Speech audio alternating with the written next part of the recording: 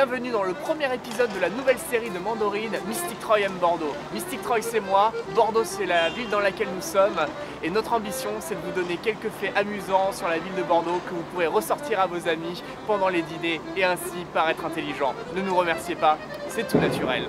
Pour ce premier épisode, nous sommes donc sur la place Péberlan. Comme tout le monde le sait, Péberlan, c'est le nom d'un archevêque. Il fut en poste à Bordeaux au début du XVe siècle et son nom est aujourd'hui porté par la place où nous nous trouvons et sur la tour qui est juste à côté.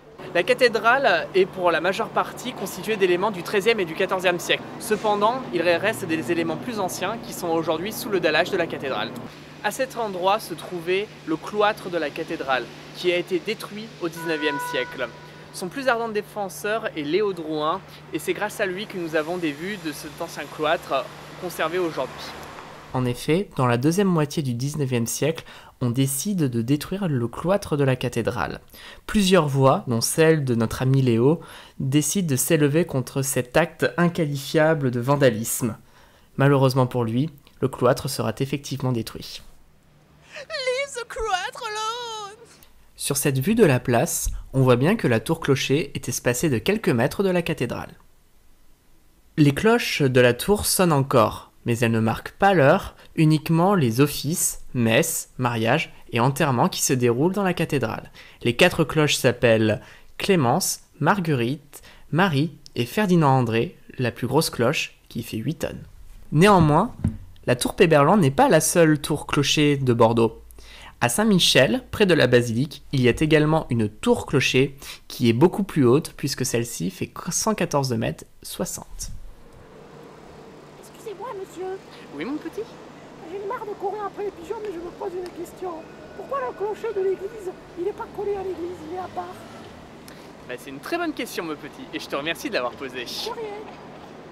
Alors en fait, pourquoi? Parce que Bordeaux est construit sur un marécage.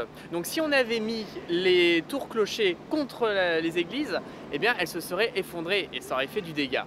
Mais c'est également une rivalité politique pour le symbole. Qui a la plus grande tour? Parce que tout le monde sait que Dieu aime la plus grande.